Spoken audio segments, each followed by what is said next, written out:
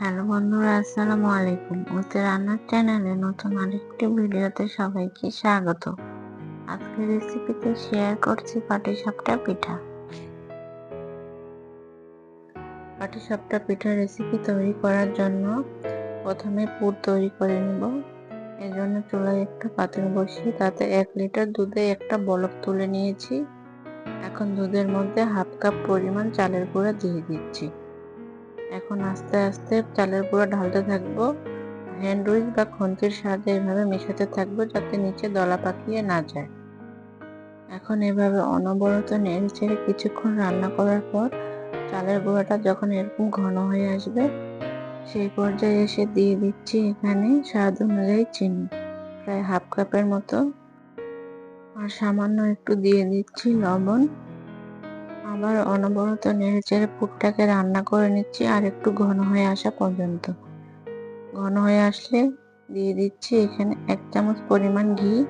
ঘিটাকে মিশিয়ে আরো 1 মিনিটের মতো জাল করে পুরটাকে নামিয়ে একটা সাইডে রেখে দিচ্ছি। ঠান্ডা হয়ে গেলে পুরটা আরেকটু শক্ত হয়ে যাবে।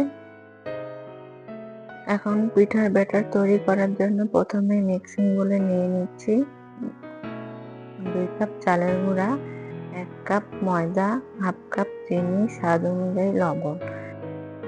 এখন একটা হ্যান্ড উইচের সাহায্যে শুকনো উপকরণগুলো ভালো করে মিশিয়ে নেব।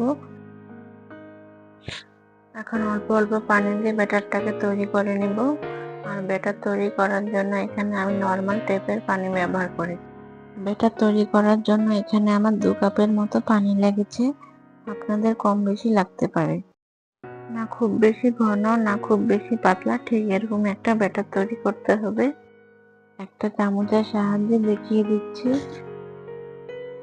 চুলায় একটা ফ্রাই প্যান বসিয়ে গরম করে নিয়েছি। এখন সামান্য একটু তেল ব্রাশ করে দিয়ে এখন ফ্রাই প্যানের মাঝ বরাবর 1 চামচ আটার ব্যাটার দিয়ে গোল করে ঘুরিয়ে নিচ্ছি যাতে একটা রুটির মতো হয়ে যায়।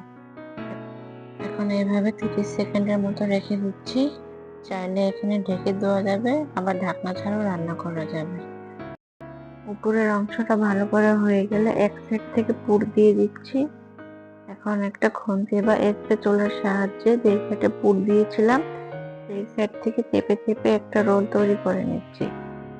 এখন এভাবে একটু চেপে চেপে 4 থেকে 5 সেকেন্ড ভেজে নিয়ে তুলে নিব। এইভাবে আমি সবগুলো পিঠা তৈরি করে নিয়েছি। আজকের ভিডিও এখানে শেষ করছি। আশা করছি পিঠার রেসিপিটা ভালো লাগবে। ফিরে আসবো অন্য কোনো রেসিপি নিয়ে ইনশাআল্লাহ। সবাই ভালো থাকবেন, সুস্থ থাকবেন। আল্লাহ হাফেজ।